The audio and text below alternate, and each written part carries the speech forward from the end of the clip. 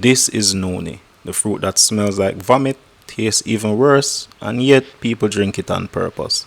They even say it can cure almost anything. Today I'm going to show you how I ferment it and maybe convince you to try it.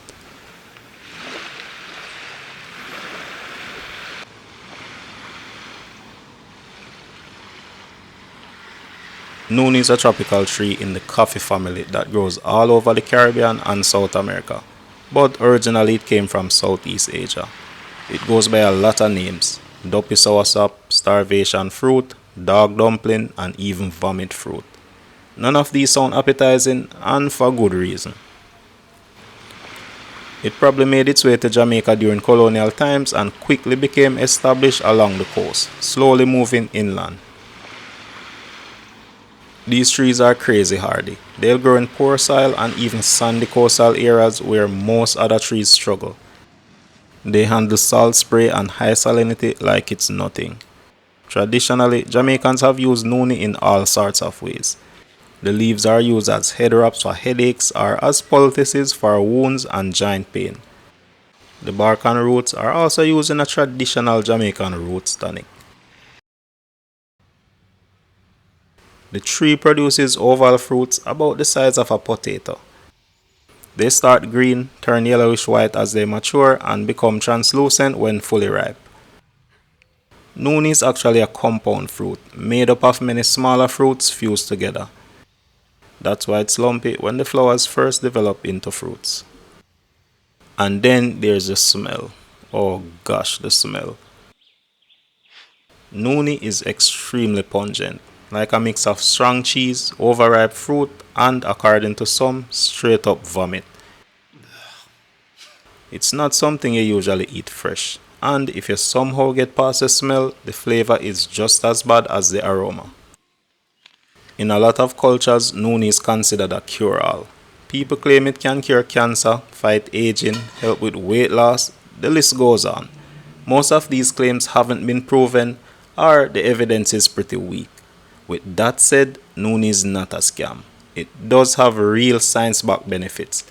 Noni is packed with antioxidants and has anti-inflammatory properties, which makes it useful for easing arthritis, muscle aches, and joint pain. Research also shows that it can give your immune system a boost. No, Noni might not cure cancer, but some studies, including research from the University of Hawaii, show that it can play a supporting role in treatment by helping to reduce inflammation and supporting overall wellness. That doesn't mean it replaces chemotherapy or magically cures arthritis overnight. It's still just one part of a healthy lifestyle. One of the most popular ways people process Noni for consumption is fermentation, and that's what I'm going to show you. Before we get into that, a quick heads up. I am not a medical professional. Noni can interact with some medications like blood pressure or blood thinning drugs, and it's high in potassium, so people with kidney issues should be careful. I'm not trying to scare you though. Just do your due diligence and check with a doctor if you're unsure. With that out of the way, let's talk about fermenting Noni. We need the most mature fruit, the ones that are light yellow or almost white. I'm going to set these to ripen, but first I'm going to clean them with a vinegar solution. This helps get rid of a lot of the microbes like mold and bacteria that cling to the skin. It also helps keep pests away while the fruit ripens. I use roughly 4 parts water to 1 part vinegar. Gently scrub each fruit for about a minute.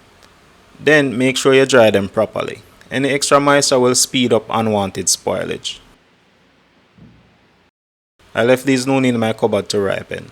It only took a day and a half because the fruits were already very mature. Remember, these smell really horrible, and it only gets worse the more they ripen, so keep them somewhere the scent won't bother you too much. Now, let's talk about how Noni has been traditionally handled in Jamaica. I remember my older brother making Noni tonics this way when I was younger. You need 2 clear plastic bags. In the first bag, we place the Noni, either ripe or very mature. Tie off that bag nice and tight, leaving plenty of overhang. Make some holes in the bag, especially in the corners, so the noni juice can drip out.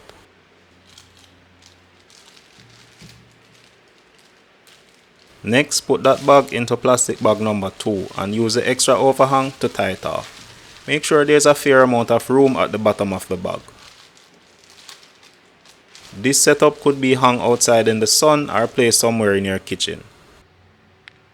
As the fruit ripens, all the juice it produces drips into the second bag.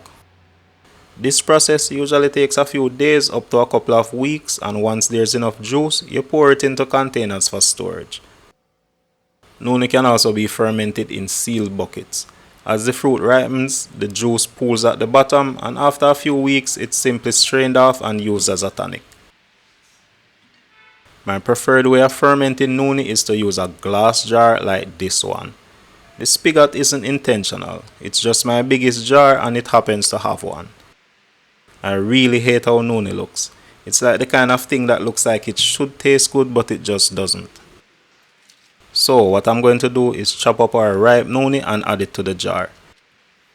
This is not a pleasant experience because, as we established earlier, noni smells absolutely awful.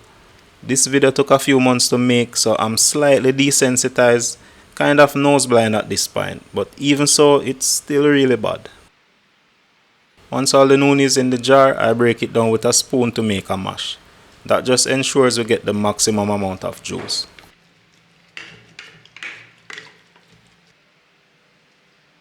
Make sure you clean around the rim of the jar. I'm using straight white vinegar with a cloth. This helps prevent mold or the wrong kind of bacteria from contaminating the ferment. Next, I have a plastic bag filled with water. This is going to serve as a fermentation weight, keeping the noni mash under the liquid and limiting air exposure. Water in a bag is fluid and helps it fit snugly on top. Then cover the jar to keep out extra air and microbes.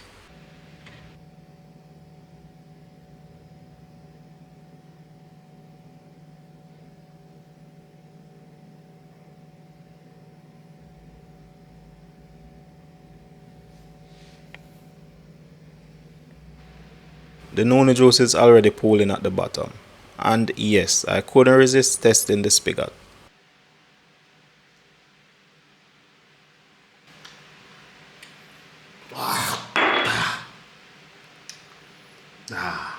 Wow, that taste is wild. Kinda itchy and astringent. Because the spigot is a perfect spot for microbes, I make sure it's cleaned properly with pure vinegar. Once sealed, my kitchen no longer smells like noni, which is very nice after all of that work. This will sit on my shelves at room temperature for 2 to 3 weeks. A week later, we can already see some clear fermentation happening. A short ferment for noni usually takes 2 weeks to a month, with longer ferments lasting up to 6 months or more. A longer ferment gives a stronger, more complex taste and more probiotic benefits. A short ferment like the one I'm doing is said to taste lighter and more fruity. I don't really know what that means because, let's be honest, all noni tastes bad. 3 weeks in and our ferment is ready. The pulp, just like the juice, has gotten a lot darker. Active bubbles in ferments are always a good sign.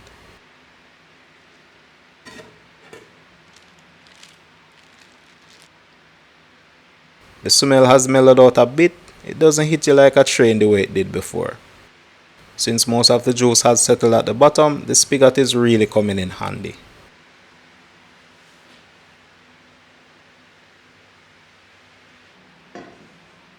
To get all the juice, I'm going to run the pulp through a strain and cheesecloth combo.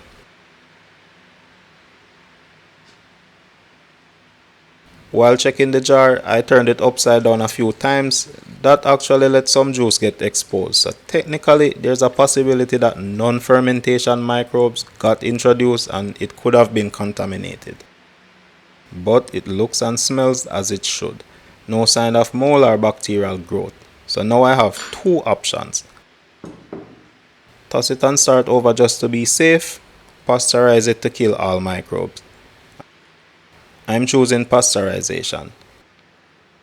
It's a very simple, straightforward process. Heat the Noni juice to between 70 and 75 degrees Celsius and hold it there for 15 to 30 minutes. Very important, do not let it boil. This temperature is the sweet spot. Hot enough to kill microbes, but not so hot that it breaks down too many of the beneficial compounds. While it's still hot, pour it into a glass bottle.